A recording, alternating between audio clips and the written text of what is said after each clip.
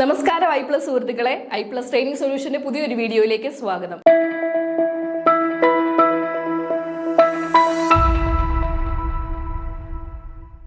June മാസത്തിലെ PSC calendar, പരീക്ഷാ calendar വന്നിരിക്കുകയാണ്. നിങ്ങൾ ഏവരും അറിഞ്ഞു കാണും. HSST കൊമേഴ്സിന്റെ എക്സാം ഡേറ്റ് വന്നിരിക്കുകയാണ്. ജൂൺ 30 7,491 പേരാണ് ഈ ഒരു പോസ്റ്റിലേക്ക്, ഈ ഒരു HSST കൊമേഴ്സ് ടീച്ചർ ആവാൻ വേണ്ടി അപ്ലൈ ചെയ്തിരിക്കുന്നത്.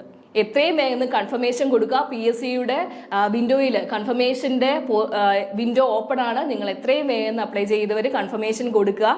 ഡീറ്റെയിൽഡ് ആയിട്ടുള്ള ഒരു സിലബസ് നമുക്ക് PSC തന്നിരിക്കുകയാണ്. നമുക്ക് ഇന്നൊന്ന് അനലൈസ് ചെയ്താലോ? ഏറ്റവും ക്രിസ്പായിട്ട്, ഏറ്റവും നന്നായിട്ട് പഠിക്കുക, ഏറ്റവും അത്യാവശ്യമായുള്ള കാര്യങ്ങൾ മാനേജ് ചെയ്ത് പഠിച്ച് നിങ്ങൾക്ക് നല്ലൊരു സ്കോർ ലഭിക്കട്ടെ എന്ന് ആശംസിക്കുകയാണ്. നമുക്ക് ഈ ഡീറ്റെയിൽഡ് ആയിട്ടുള്ളൊരു സിലബസ് അനലൈസ് ചെയ്യാം. അതിനു മുമ്പേ പറയട്ടെ, ഐ പ്ലസ് ട്രെയിനിങ് സൊല്യൂഷനിൽ HSST കൊമേഴ്സിനുള്ള കോഴ്സുകൾ നിങ്ങൾക്ക് ലഭ്യമാണ്. 100% സിലബസ് കവർ ചെയ്തിട്ടുള്ള ക്രിസ്പായിട്ടുള്ള നല്ല അടിപൊളിയായിട്ടുള്ള ക്ലാസ്സുകളാണ് നമ്മുടെ ടീച്ചേഴ്സ് നിങ്ങൾക്ക് തന്നിരിക്കുന്നത്. എത്രയും വേഗം ആ കോഴ്സുകൾ പഠിക്കുക. നിങ്ങൾക്ക് ഗവൺമെന്റ് ജോലി എന്നുള്ളൊരു ലക്ഷ്യത്തിലേക്ക് എത്തിച്ചേരട്ടെ എന്ന് ആശംസിക്കുന്നു. PSC സൈറ്റിൽ HSST കൊമേഴ്സിന് വേണ്ടിയിട്ടുള്ള ഡീറ്റെയിൽഡ് ആയിട്ടുള്ള സിലബസ് വന്നിട്ടുണ്ട്. 100% നമ്മളുടെ ഈ ഡീറ്റെയിൽഡ് ആയിട്ടുള്ള ഈ സിലബസ് കവർ ചെയ്തിട്ടാണ് ഐ പ്ലസിന്റെ കോഴ്സുകൾ നിങ്ങൾക്ക് പ്രൊവൈഡ് ചെയ്തിരിക്കുന്നത്. നമുക്ക് എന്താണെന്ന് നോക്കാം. ടോട്ടൽ മാർക്ക് 100 ആണ്, 100ലാണ്. 10 മോഡ്യൂളുകളാണ് കൊമേഴ്സിന്റെ സിലബസ്. കൊമേഴ്സിന്റെ പാർട്ട് വരുന്നത് 10 മോഡ്യൂള്, 7 മാർക്ക് വീതം. ബാക്കിയുള്ളത് ജനറൽ പേപ്പർ ആണ്. നമുക്ക് എന്താണ് ഈ മോഡ്യൂളുകൾ, ഓരോ മോഡ്യൂളിനകത്തിലും എന്തൊക്കെയാണ് പറയുന്നതെന്ന് ഡീറ്റെയിൽ ആയിട്ട് ഒന്ന് അനലൈസ് ചെയ്യാം. ഫസ്റ്റ് മോഡ്യൂൾ വന്നിട്ട് റിസർച്ച് മെത്തഡോളജി ആൻഡ് ക്യൂറ്റി. 2 പോർഷനാണ് ഒരു മോഡ്യൂളിനകത്തിൽ ഇൻക്ലൂഡ് ചെയ്തിരിക്കുന്നത്. പറയുന്നത് social science research. Social science research നമുക്കറിയാം, ആളുകളുടെ ബിഹേവിയറുമായിട്ട്, ആറ്റിറ്റ്യൂഡുമായിട്ടൊക്കെ ബന്ധപ്പെട്ടിട്ടുള്ള റിസർച്ച് ആണ്. അതേപോലെ ടൈപ്പ് ഓഫ് റിസർച്ച്. എന്തൊക്കെയാണ് ടൈപ്പ് ഓഫ് റിസർച്ച് എന്ന് നമുക്കറിയാം. എംപിരിക്കൽ, അനലിറ്റിക്കൽ, ഡിസ്ക്രിപ്റ്റീവ്, അങ്ങനെ പലതരത്തിലുള്ള റിസർച്ചുകളുണ്ട്. റിസർച്ച് പ്രോസസ്, അതിന്റെ ഓരോ സ്റ്റെപ്പുകളും നമ്മൾ മനസ്സിലാക്കി വെക്കുക. പിന്നെ എന്തൊക്കെയാണ് വരുന്നത്? Variables, sampling, variables, research hypothesis വന്നിട്ടുണ്ട്. പിന്നെ ഡിസ്പേർഷൻ, കോറിലേഷൻ, റിഗ്രഷൻ, ഇതിന്റെ എല്ലാം ഫീച്ചേഴ്സ്, അതിന്റെയൊക്കെ കൺസെപ്റ്റുകളെല്ലാം നിങ്ങൾ മനസ്സിലാക്കിയിരിക്കണം. പിന്നെ പലതരത്തിലുള്ള സ്റ്റാറ്റിസ്റ്റിക്കൽ ടെസ്റ്റുകളുണ്ട്. Test, chi square test, factor analysis, ANOVA. ഏറ്റവും പ്രധാനമായിട്ട് നിങ്ങൾ മനസ്സിലാക്കി എക്സാമിന് മുമ്പ് എന്തായാലും നിങ്ങൾ പഠിച്ച് തീർപ്പാക്കിയിട്ട് പോകേണ്ട ഒരു കേസാണ് അനോവ. അനോവയെ മാത്രമല്ല, അനോവയുടെ ടെക്നിക്കുകളും ചോദിക്കുന്നുണ്ട്. മറ്റൊരു പ്രധാനപ്പെട്ടൊരു സിലബസ് ആണ് എന്താണ്? എക്കണോമെട്രിക്സ് എന്തായാലും നിങ്ങൾ പോകുന്നതിന് മുമ്പ് പഠിച്ച് തറവാക്കിയാലേ പോകാവൂ. വളരെ ക്രിസ്പായിട്ടുള്ള നോട്ടുകൾ, വളരെ ഈസി ആയിട്ടുള്ള നോട്ടുകൾ നമ്മുടെ ഐ പ്ലസിൽ ലഭ്യമാണ്. എക്കണോമെട്രിക്സ് മറന്നു പോകരുത്. അതേപോലെ report writing, APA and MLA formatting, writing references. APA ഫോമാറ്റും MLA ഫോമാറ്റും PYQയിൽ ഒരു ക്വസ്റ്റ്യൻ ഉണ്ട്. APA ഫോമാറ്റ് നിങ്ങൾ ഐഡന്റിഫൈ ചെയ്യുക. ഇത് ഏത് ഫോർമാറ്റ് ആണെന്ന് ഐഡന്റിഫൈ ചെയ്യാനുള്ള ഒരു ക്വസ്റ്റ്യൻ ഉണ്ട്. നിങ്ങൾ എന്തായാലും അത് പഠിച്ചു പോവുക. ഇതൊക്കെയാണ് റിസർച്ച് മെത്തഡോളജി ആൻഡ് ക്യൂറ്റിയിൽ നിങ്ങൾക്ക് പ്രതീക്ഷിക്കാവുന്ന ഇമ്പോർട്ടൻ്റ് ആയിട്ടുള്ള ടോപ്പിക്കുകൾ. രണ്ടാമത്തെ മോഡ്യൂളിലേക്ക് പോവുകയാണെങ്കിൽ financial market and services and investment management. ഇച്ചിരി തിയറി ആയിട്ടുള്ള ടോപ്പിക്കുകളാണ് ഇനിയും വരുന്ന സിലബസിനകത്തുള്ളത്. നോക്കാം. ഇന്ത്യൻ ഫിനാൻഷ്യൽ സിസ്റ്റത്തിനെ കുറിച്ച് മനസ്സിലാക്കുക. ഏതൊക്കെയാണ്? ക്യാപിറ്റൽ മാർക്കറ്റ്, അതേപോലെ money market. Capital market, money market, stock എക്സ്ചേഞ്ചുകൾ എന്താണ്, സ്റ്റോക്ക് എക്സ്ചേഞ്ചുകളുടെ പ്രാധാന്യം എന്താണ്, അതിന്റെ ഒബ്ജക്റ്റീവ്സ്, കൺസെപ്റ്റ് എല്ലാവരും മനസ്സിലാക്കിക്കൊണ്ട് പോവുക. Types of financial service. Financial service 2 തരത്തിലാണുള്ളത്. ക്യാപിറ്റൽ മാർക്കറ്റ് സർവീസും മണി മാർക്കറ്റ് സർവീസുകളുമാണ് മനസ്സിലാക്കുക. പിന്നെ ഇന്റർമീഡിയറീസ്, റോൾ ഓഫ് സെബിയുടെ റോൾ മനസ്സിലാക്കുക. അതിന്റെ രൂപീകൃതമായ വർഷം, അതിന്റെ പ്രവർത്തനങ്ങൾ, രീതികൾ എല്ലാം മനസ്സിലാക്കുക. ഓൺലൈൻ ട്രേഡിംഗ്, ഇൻസൈഡർ ട്രേഡിംഗ്, ആ വാക്കുകളൊക്കെ ഓർത്തു വെക്കുക. Fund based services and fee based services, confused ആവരുത്, മനസ്സിലാക്കുക. അതേപോലെ ഫിനാൻഷ്യൽ ലിറ്ററസി എന്താണ് എന്ന് മനസ്സിലാക്കുക. ബിഹേവിയറൽ ഫിനാൻസ് ആൻഡ് തിയറീസ്, ശ്രദ്ധിക്കുക. ബിഹേവിയറൽ ഫിനാൻസ് ആൻഡ് തിയറീസ് ഓർമ്മയിൽ വരിക. അങ്ങനെയുള്ള കാര്യങ്ങളാണ് ഈ ഒരു second module, financial markets and services and investment management എന്നുള്ള ഈ സെക്കൻഡ് മോഡ്യൂളിനകത്തിൽ വരുന്നത്. തേർഡ് മോഡ്യൂൾ ഏതാണെന്ന് നോക്കാം. Portfolio management and derivative. ഇതും ഒരു തിയറി ബേസ്ഡ് ആയിട്ടുള്ള മോഡ്യൂളാണ്. നോക്കാം. സെക്യൂരിറ്റി അനലൈസിസ്, പിന്നെ CAPM, capital asset pricing model, CAPM ഓർത്ത് വെക്കുക. ഇത് ഡെവലപ്പ് ചെയ്തത് ആരൊക്കെയാണെന്ന് മനസ്സിലാക്കുക. ഇതിന്റെ പ്രാധാന്യം എന്താണെന്ന് മനസ്സിലാക്കുക. ഇതിന്റെ കൺസെപ്റ്റുകളെല്ലാം മനസ്സിൽ വെച്ചിട്ടേ പോകാവൂ. മാർക്കോവിറ്റ്സ് പോർട്ട്ഫോളിയോ തിയറി ഓർമ്മ വരിക, വളരെ ഇമ്പോർട്ടൻ്റ് ആണ്. Assumptions of Markowitz portfolio construction process, Sharpe's single index model, ഇതൊക്കെ ഓർത്ത് വെക്കുക. അതേപോലെ അണ്ടർലൈങ് അസറ്റ്, ഡെറിവേറ്റീവ്സ്, ഇതൊക്കെ വളരെ ഇമ്പോർട്ടൻ്റ് ആണ്. Over the trade counter derivatives market, commodity and financial market, derivatives in trading and stock exchange, ഏതൊക്കെ ഡെറിവേറ്റീവുകളാണെന്ന് നമുക്കറിയാം, നമ്മളത് പഠിച്ചതാണ്, ഓർമ്മയിൽ വരിക. അതേപോലെ കോൺട്രാക്റ്റുകൾ, ഫ്യൂച്ചർ കോൺട്രാക്ട്സ്, ഓപ്ഷൻസ്, സ്വാപ്പ്, ഇങ്ങനെയുള്ള വേർഡുകൾ അതിൻ്റെ പ്രാധാന്യങ്ങളും എന്തൊക്കെയാണ് അത് ചെയ്യുന്നത്, ആ കോൺട്രാക്റ്റുകൾ എന്തൊക്കെയാണ് വരുന്നത് എന്നുള്ളതെല്ലാം നമ്മൾ മനസ്സിലാക്കിയിട്ട് വേണം എക്സാമിന് പോവുക. ഇതാണ് ഈ ഒരു പോർട്ട്ഫോളിയോ മാനേജ്മെന്റ് ആൻഡ് ഡെറിവേറ്റീവ് എന്ന ആ ഒരു മോഡ്യൂളിനകത്തിൽ വളരെ ഇമ്പോർട്ടൻ്റ് ആയിട്ടുള്ള ആ ഒരു കാര്യങ്ങൾ മനസ്സിലാക്കിയിട്ട് വേണം പോവാൻ. 4th module income tax and GST ആണ്. 7 മാർക്കാണ് ഈ ഒരു മൊഡ്യൂളിനകത്തിൽ നിന്ന് ചോദിക്കാൻ സാധ്യതയുള്ളത്. നോക്കാം, residential status of different assessees നോക്കുക, ശ്രദ്ധിക്കുക, ഇമ്പോർട്ടൻ്റ് ആണ്. നോക്കുക, incidence of tax, exempted income, income from salary, ശ്രദ്ധിക്കുക. ഓരോ ഹെഡിനകത്ത് നിന്നും എന്തെങ്കിലും ഇമ്പോർട്ടൻ്റ് ആയിട്ടുള്ള കാര്യങ്ങൾ നിങ്ങൾക്ക് എക്സാമിന് ചോദിക്കാൻ സാധ്യതയുണ്ട്. വളരെ സൂപ്പറായിട്ട് നിങ്ങൾ പഠിച്ചു പോയാൽ, വളരെ കാര്യമായിട്ട് നിങ്ങൾ പഠിച്ചു പോയാൽ മാത്രമേ കാര്യമുള്ളൂ. House property, base of deemed ownership, ഇങ്ങനെയുള്ള important gross total income computation എങ്ങനെയാണ്, ടോട്ടൽ ഇൻകം കമ്പ്യൂട്ട് ചെയ്യുന്നത് എങ്ങനെയാണ് എന്നുള്ള കാര്യങ്ങളെല്ലാം ശ്രദ്ധിക്കുക. അതേപോലെ കമ്പനിയുടെ അസസ്മെന്റ് ഉണ്ട്, ഫേമിന്റെ HUF, കോപ്പറേറ്റീവ് സൊസൈറ്റി, ഇതിന്റെ എല്ലാം കമ്പ്യൂട്ടേഷൻ, ടാക്സ് കമ്പ്യൂട്ടേഷൻ എങ്ങനെയാണെന്ന് ചോദിക്കുന്നു സാധ്യതയുണ്ട്. അതേപോലെ ടാക്സ് പ്ലാനിങ് എന്താണ്, ടാക്സ് ഇവേഷൻ എന്താണ്, ടാക്സ് അവോയ്ഡൻസ് എന്താണ്, ടാക്സ് മാനേജ്മെന്റ് എന്താണ്, ഇതെല്ലാം കൂടെ പഠിച്ച് നിങ്ങൾ കൺഫ്യൂസ്ഡ് ആവരുത്. നിങ്ങൾ ഓർത്തോർത്ത് ഓരോന്നും എന്താണെന്ന് വ്യക്തമായി മനസ്സിലാക്കിയിട്ട് വേണം എക്സാമിന് പോവാൻ. അതേപോലെ ടാക്സ് ഓഡിറ്റ് എന്താണ് മനസ്സിലാക്കുക. അതേപോലെ GST സ്റ്റേജസ്, GSTയുടെ ഓരോ സ്റ്റേജസ് എന്താണെന്ന് മനസ്സിലാക്കുക. GSTയുടെ ആ ഒരു ഡെവലപ്മെന്റ് എങ്ങനെയാണ്, ഇവല്യൂഷൻ എങ്ങനെയാണ്, അങ്ങനെയുള്ള കാര്യങ്ങൾ മനസ്സിലാക്കുക. TDS ആൻഡ് TCS ഇമ്പോർട്ടൻ്റ് ആണ്, നമ്മൾ കൺഫ്യൂസ്ഡ് ആയി പോകരുത്. പിന്നെ എന്താണ് GST കൗൺസിൽ, GST കൗൺസിലിനകത്തിൽ ആരൊക്കെയുണ്ട്, ഏതൊക്കെയാണ് മെമ്പേഴ്സ് എന്നുള്ള കാര്യങ്ങളെല്ലാം നിങ്ങൾ വ്യക്തമായിട്ട് പഠിച്ചിട്ട് വേണം എക്സാമിന് പോവാൻ. പിന്നീട് GST, CGST, SGST, UTGST, IGST എന്നുള്ള കാര്യങ്ങൾ, അതിൻ്റെ എല്ലാം ഓരോ GSTയുടെ ഓരോ കാര്യങ്ങളും നിങ്ങൾ പഠിച്ചിട്ട് വേണം പോവാൻ. കണ്ടോ, ഇവിടുന്ന് മുതൽ താഴോട്ടുള്ള ഈ സിലബസ് ഫുള്ള് GSTയുമായി ബന്ധപ്പെട്ടതാണ്. അത്രയും ഇമ്പോർട്ടൻ്റ് ആണ് സിലബസിനകത്തിൽ GST എന്നുള്ള പോർഷൻ, നിങ്ങൾ ഓർക്കുക. ഇതെല്ലാം നിങ്ങൾ പഠിച്ചിട്ട് വേണം പോവാൻ. 5th module advanced cost and management accounting ആണ്. 7 മാർക്കാണ് ഈ ഒരു മോഡ്യൂളിനകത്ത് നിന്ന് ചോദിക്കാൻ സാധ്യതയുള്ളത്.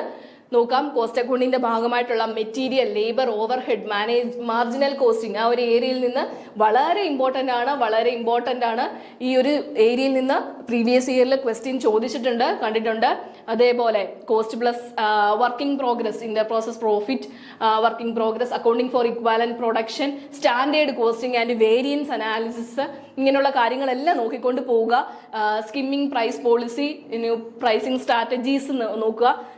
Skimming price policy, penetration strategy കാര്യങ്ങൾ നോക്കുക. വളരെ ഇമ്പോർട്ടൻ്റ് ആയിട്ടുള്ളൊരു വേറൊരു കൺസെപ്റ്റാണ് എന്റർപ്രൈസ് പെർഫോമൻസ് മാനേജ്മെന്റ് എന്താണ്, EPM എന്താണ്, അതേപോലെ കസ്റ്റമർ റിലേഷൻഷിപ്പ് മാനേജ്മെന്റ് CRM എന്താണ്, ഇതൊക്കെ നിങ്ങൾ നോക്കിക്കൊണ്ട് പോവുക. കൺഫ്യൂസ്ഡ് ആവരുത്. നിങ്ങൾക്ക് വേണ്ടുന്നതായിട്ടുള്ള കാര്യങ്ങൾ മാത്രം എടുത്ത് വളരെ മികച്ച രീതിയിൽ ഈ ഒരു 3 മാസം എഫക്റ്റീവായിട്ട് യൂസ് ചെയ്യണം.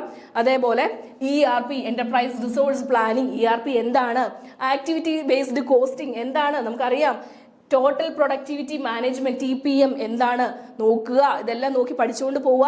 JIT, project life cycle costing എന്താണ്, ഇങ്ങനെയുള്ള കാര്യങ്ങളെല്ലാം. പരേറ്റോ അനാലിസിസ്, ഇതൊക്കെ നമ്മളെ കൺഫ്യൂസ്ഡ് ആക്കാൻ പറ്റുന്ന ചോദ്യങ്ങൾ അവർ ചോദിച്ചു കളയും. നമ്മൾ പഠിച്ചുകൊണ്ട് പോവുക, മികച്ച മാർക്ക് സ്കോർ ചെയ്യാൻ നിങ്ങൾക്ക് കഴിയും.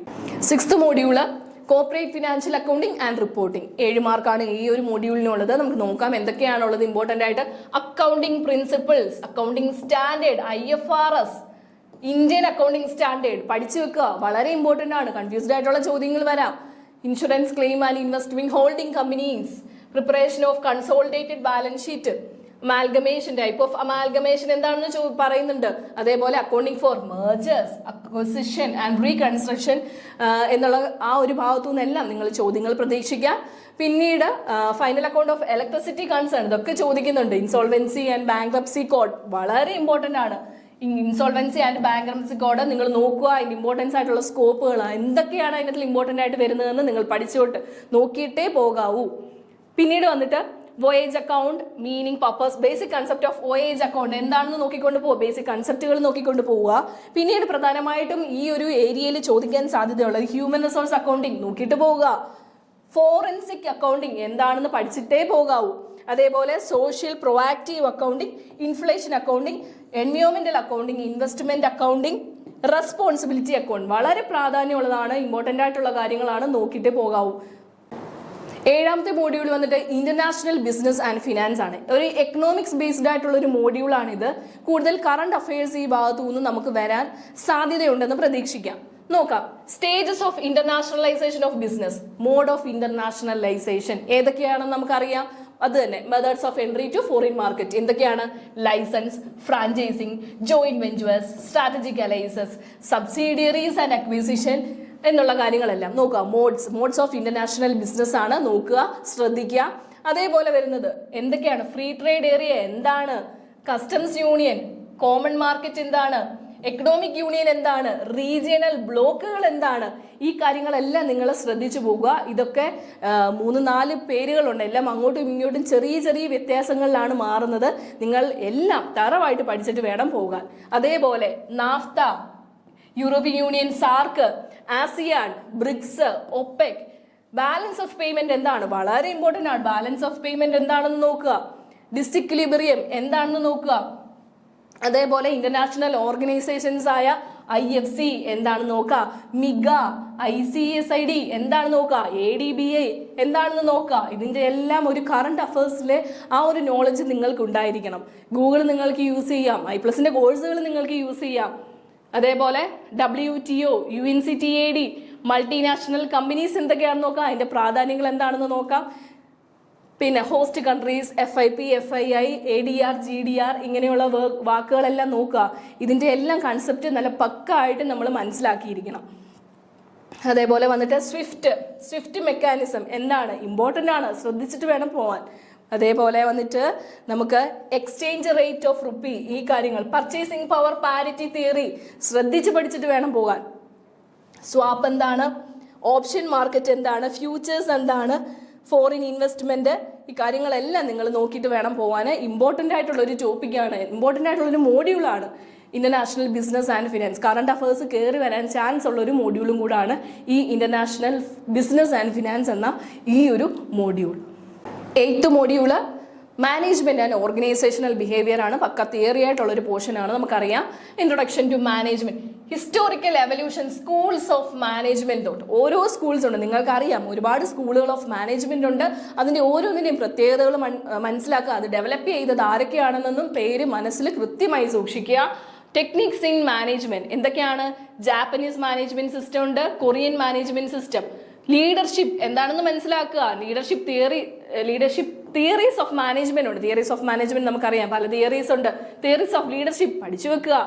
Quality circle, TQM, 6 sigma kaizen മനസ്സിലാക്കി വെക്കുക. ബെഞ്ച് മാർക്കിംഗ് എന്താണെന്ന് നോക്കുക. പിന്നീട് ഓർഗനൈസേഷൻ ബിഹേവിയറിനകത്തിൽ നിന്നും ചോദിക്കാൻ സാധ്യതയുള്ള തിയറീസ് ഓഫ് മോട്ടിവേഷൻ എന്താണ്? HRM, ഹ്യൂമൻ റിസോഴ്സ് മാനേജ്മെന്റിന്റെ അപ്രോച്ചസ് എന്താണ്? നോക്കി വെക്കുക. ഹ്യൂമൻ റിസോഴ്സ് മാനേജ്മെന്റിന്റെ ഫംഗ്ഷൻസ് എന്താണ്? തിയറീസ് ആണ്, കൂടുതൽ തിയറി പാർട്ടാണ്, അറിയാമല്ലോ. തിയറീസ് ഓഫ് പേഴ്സണാലിറ്റി മനസ്സിലാക്കി വെക്കുക. പിന്നീട് വരുന്നത് ക്വാളിറ്റി ഓഫ് വർക്ക് സൈക്കിൾ എന്താണെന്ന് നോക്കുക. വർക്ക് ലൈഫ് ബാലൻസ് എന്താണെന്ന് ശ്രദ്ധിക്കുക. അതേപോലെ TQM എന്താണ്? ആരാണ് ഡെവലപ്പ് ചെയ്തത്? ഏത് വർഷമാണ്? എവിടെയാണ് ഡെവലപ്പ് ചെയ്തത്? എന്നുള്ള കാര്യങ്ങളെല്ലാം മനസ്സിലാക്കി വെക്കുക. Evolution, characteristics and scope of TQM, elements and pillars of TQM, ഈ കാര്യങ്ങളെല്ലാം നിങ്ങൾ മനസ്സിലാക്കി വെക്കുക. ഇമ്പോർട്ടൻ്റ് ആണ് ഈ ഒരു പോർഷൻ. തിയറി പാർട്ടാണ് കൂടുതൽ. പിന്നെ നമുക്ക് തെറ്റ് വരാനുള്ള സാധ്യതയും ഈ ഒരു സ്കൂൾസ് ഓഫ് മാനേജ്മെന്റ് പേരുകൾ തമ്മിൽ മാറിപ്പോകാനുള്ള സാധ്യതയുണ്ട്. അതേപോലെ ഏറ്റവും ഹൃദ്യസ്ഥമായി പഠിച്ചിട്ട് പോകേണ്ട ഒരു മോഡ്യൂളാണ് module 8, management and organisational behaviour. 9ാമത്തെ module corporate governance and business ethics ആണ്. തിയറി പാർട്ടാണ്. നോക്കാം. എവല്യൂഷൻ ഓഫ് കോർപ്പറേറ്റ് ഗവേണൻസ് എന്താണെന്ന് നോക്കുക. അതിന്റെ എവല്യൂഷൻ നോക്കുക. Major stakeholders of corporate ബോഡിയിലെ മെയിൻ സ്റ്റേക്ക് ഹോൾഡേഴ്സ് ആണ്. അവരുടെ പവർ എന്താണ് മനസ്സിലാക്കുക. പ്രിൻസിപ്പിൾസ് ഓഫ് കോർപ്പറേറ്റ് ഗവർണൻസ് വളരെ ഇമ്പോർട്ടൻ്റ് ആണ്. Theories, models of corporate and administrative framework മനസ്സിലാക്കി വെക്കുക. അതേപോലെ SEBI guideline and clause 49 വളരെ ഇമ്പോർട്ടൻ്റ് ആണ്. നിങ്ങൾ ശ്രദ്ധിച്ച് എഴുതി സൂക്ഷിച്ച് മനസ്സിലാക്കി വെക്കുക. Reforms in companies act, secretarial audit എന്താണെന്ന് നോക്കുക. ഇൻസൈഡർ ട്രേഡിംഗ് എന്താണ്, ഗ്രീൻ ഗവേണൻസ് എന്താണ്, ന്യൂ വേർഡുകളാണ്, ഇമ്പോർട്ടൻ്റ് ആണ്, ചോദിക്കാൻ സാധ്യതയുണ്ട്. Various committee of corporate governance, ഏതൊക്കെ കമ്മിറ്റികളാണ് കോർപ്പറേറ്റ് ഗവേണൻസിലുണ്ടെന്ന് ഇമ്പോർട്ടൻ്റ് ആണ്, നോക്കി വെക്കുക, ശ്രദ്ധിക്കുക. CSR under companies act 2013, corporate social responsibility, companies ആക്ടിലെ 2013 കോർപ്പറേറ്റ് സോഷ്യൽ റെസ്പോൺസിബിലിറ്റി എന്താണെന്ന് നോക്കുക. അതിന്റെ കൺസെപ്റ്റുകളെല്ലാം മനസ്സിലാക്കി വെക്കുക. ഇതിന്റെ സ്കോപ്പ്, റെലവൻസ്, ഇമ്പോർട്ടൻസ് വളരെ ഇമ്പോർട്ടൻ്റ് ആണെന്ന് മനസ്സിലായി കാണുമല്ലോ. ഏരിയാസ് ഓഫ് CSR, അഗെറ്റ്സ്മാൻസ് model of CSR, executive directors, independent directors, appointment, അതൊക്കെ എങ്ങനെയാണ് ഒരു കമ്പനിയിലെ ഡയറക്ടേഴ്സിനെ എടുക്കുന്നത്, എങ്ങനെയാണ് കമ്മിറ്റിയിൽ ആരൊക്കെ കാണും, അവരുടെ പവർ എന്താണ്, ഇങ്ങനെയുള്ള കാര്യങ്ങളെല്ലാം മനസ്സിലാക്കി വെക്കുക. ബോർഡ് മീറ്റിങ്ങുകൾ എങ്ങനെയാണ് കണ്ടക്ട് ചെയ്യുക. വിസിൽ ബ്ലോയിങ് എന്താണ്, കോർപ്പറേറ്റ് ഗവേണൻസ്, അതിന്റെ റോൾ ഓഫ് എത്തിക്സ് ഇൻ ബിസിനസ്സിലെ എത്തിക്സ് എങ്ങനെയാണ് നോക്കുക. Law and ethics and value important ethical principles in business and social audit വളരെ ഇമ്പോർട്ടൻ്റ് ആയിട്ടുള്ളൊരു മൊഡ്യൂളാണ്. എവിടുന്ന് വേണേലും നമുക്ക് ചോദ്യങ്ങൾ വരാം. അതേപോലെ ഈ ബോർഡ് മീറ്റിംഗ്, അതിൻ്റെ കമ്മിറ്റി, അതിൻ്റെ പവേഴ്സ്, അങ്ങനെയുള്ള കാര്യങ്ങൾ, ഓരോ ബോർഡ് മെമ്പേഴ്സിൻ്റെ പവർ എന്തൊക്കെയാണ്, എത്ര പേര് വേണം, അങ്ങനെയുള്ള കാര്യങ്ങളെല്ലാം നമുക്ക് കൺഫ്യൂസ്ഡ് ആണ്, തിരിഞ്ഞു പോകാനുള്ള സാധ്യതകളുണ്ട്. വളരെ നന്നായി മനസ്സിലാക്കി വെക്കേണ്ട ഒരു മൊഡ്യൂളാണ് മൊഡ്യൂൾ 9. സബ്ജക്ട് പാർട്ടിലെ ഏറ്റവും ലാസ്റ്റ് മോഡ്യൂളാണ് ഫിനാൻഷ്യൽ മാനേജ്മെന്റ്. വളരെ ഇമ്പോർട്ടൻ്റ് ആയിട്ടുള്ള ഒരു മോഡ്യൂളാണ്. നോക്കാം. ഡിസിഷൻസ് ഇൻ ഫിനാൻഷ്യൽ മാനേജ്മെന്റ് നമുക്കറിയാം 3 ഡിസിഷൻസ് ആണുള്ളത്. Financing decision, investing decision and dividend decision അറിയാം, പഠിച്ചു വെക്കണം. ക്യാപിറ്റൽ സ്ട്രക്ചർ വളരെ ഇമ്പോർട്ടൻ്റ് ആണ്. കോസ്റ്റ് ഓഫ് ക്യാപിറ്റൽ എന്താണെന്ന് മനസ്സിലാക്കുക, ഇക്വേഷൻസ് ഒക്കെ ഓർത്ത് വെക്കുക. ഫാക്ടേഴ്സ് ഡിറ്റർമിനിങ് ക്യാപിറ്റൽ സ്ട്രക്ചർ, പിന്നെ വളരെ ഇമ്പോർട്ടൻ്റ് ആണ് EBT ആൻഡ് EPS എന്താണെന്ന് ഓർത്തു വെക്കുക, അറിയാമായിരിക്കും, ഓർത്തു വെക്കുക. അതേപോലെ dividend decision, Walter's model important ആണ്. ഗോർഡൻ മോഡൽ ഇമ്പോർട്ടൻ്റ് ആണ്. അപ്രോച്ച് നോക്കി വെക്കുക. Dividend decision, dividend policies of company management and working ക്യാപിറ്റലിന്റെ ഡിസിഷൻ എങ്ങനെയാണ് എടുക്കുന്നത് നോക്കി വെക്കുക.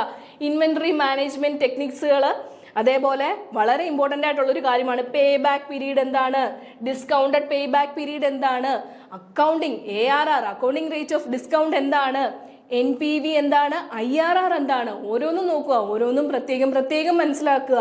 പ്രോഫിറ്റബിലിറ്റി ഇൻഡെക്സ്, അതേപോലെ റിസ്ക് അഡ്ജസ്റ്റഡ് ഡിസ്കൗണ്ട് മെത്തേഡുകൾ എന്താണ്, മോണ്ടെ കാർലോ സ്റ്റിമുലേഷൻ മെത്തേഡ് എന്താണ്, ഇങ്ങനെയുള്ള കാര്യങ്ങളെല്ലാം വളരെ ഡീറ്റെയിൽഡ് ആയിട്ട് നമ്മുടെ കോഴ്സിലുണ്ട്.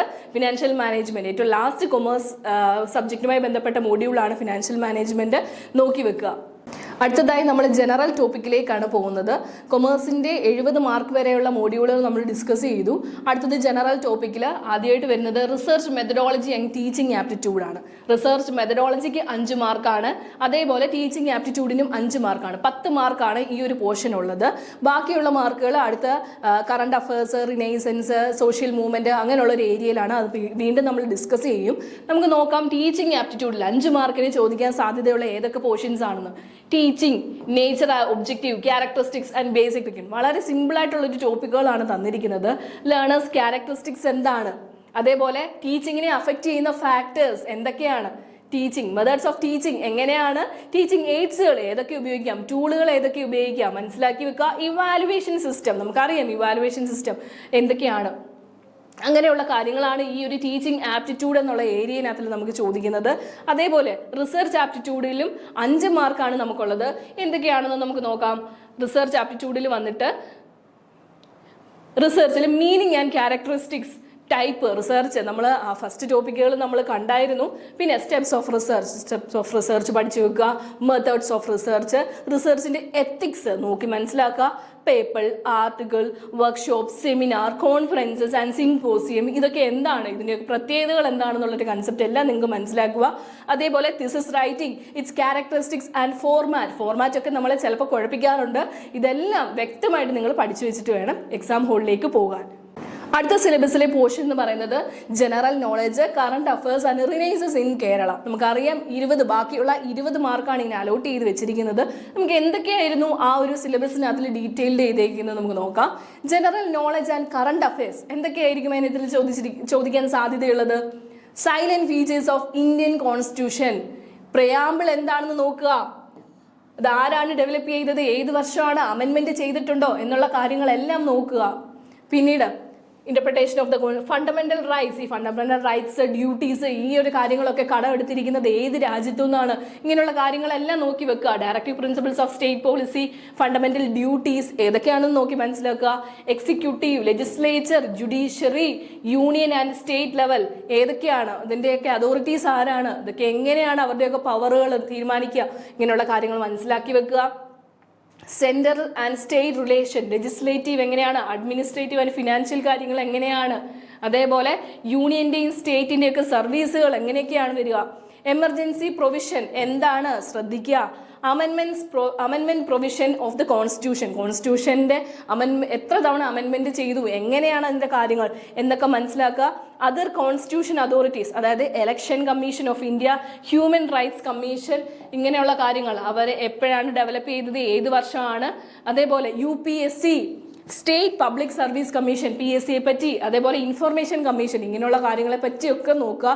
അവരുടെ പവറുകൾ, അവരുടെ ബോർഡ് ഓഫ് അതോറിറ്റി ആരാണ്, ചെയർമാൻ ആരാണ്, ബാക്കിയുള്ള ആളുകളൊക്കെ ഇമ്പോർട്ടൻ്റ് ആയിട്ടുള്ള വ്യക്തികൾ ആരൊക്കെയാണ് എന്നുള്ള കാര്യങ്ങളൊക്കെ മനസ്സിലാക്കിക്കൊണ്ട് പോവുക. ഇതൊക്കെ ഒരു കറണ്ട് അഫയേഴ്സ് ആണ്. നിങ്ങൾ ഇതെല്ലാം മനസ്സിലാക്കി വെച്ചിട്ട് വേണം എക്സാം ഹോളിലേക്ക് കയറാൻ.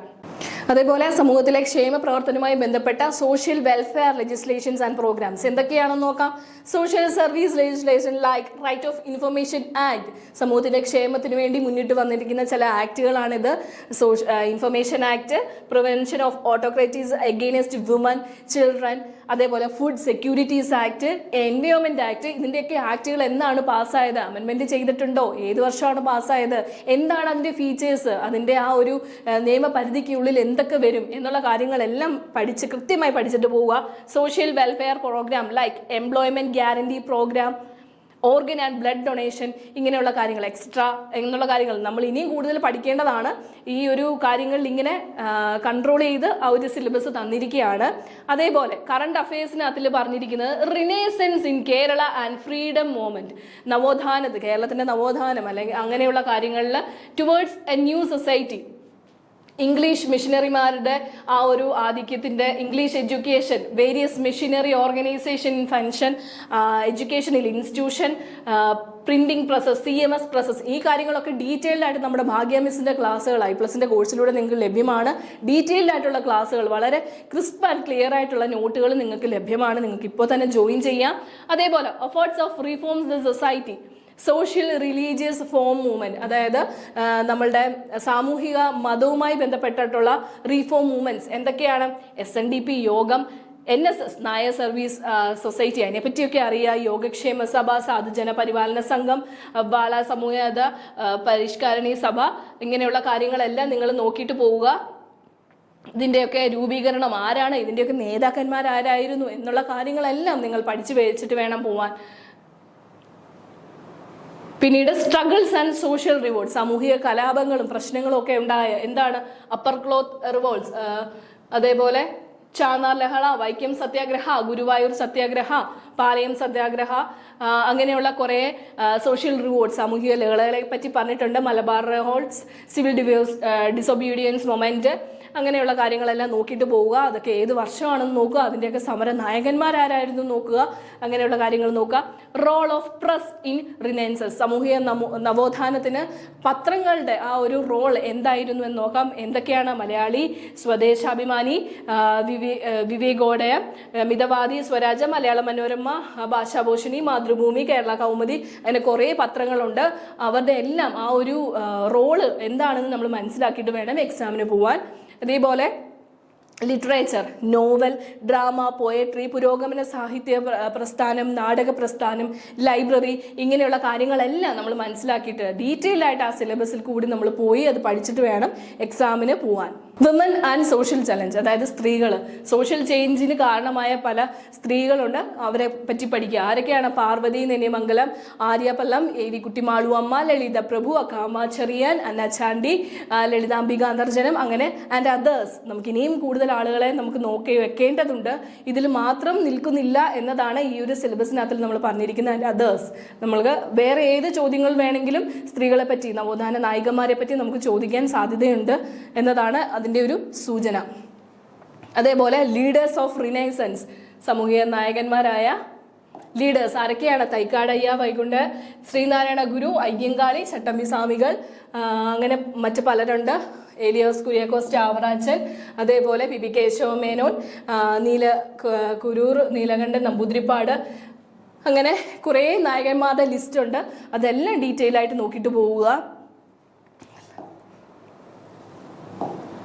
ലിറ്റററി ഫിഗേഴ്സ് ആയ, അതായത് സാഹിത്യകാരന്മാരെ പറ്റിയാണ് അടുത്ത ഒരു പറഞ്ഞിരിക്കുന്നത്. അടുത്ത ആ ഒരു സിലബസിന്റെ ലിറ്റററി ഫിഗേഴ്സിനെ പറ്റി പറഞ്ഞിരിക്കുന്നത്.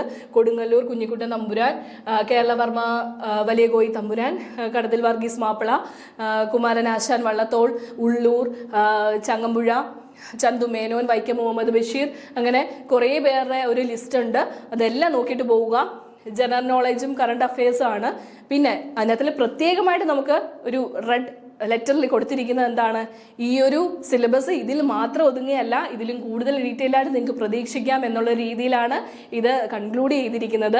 എന്തായാലും നിങ്ങൾ നന്നായിട്ട് പഠിക്കുക, നന്നായിട്ട് ഈ സിലബസിനകത്തിൽ കൂടി പോവുക. ഈ 3 മാസം കൊണ്ട് ആരും ടെൻഷൻ അടിക്കേണ്ട.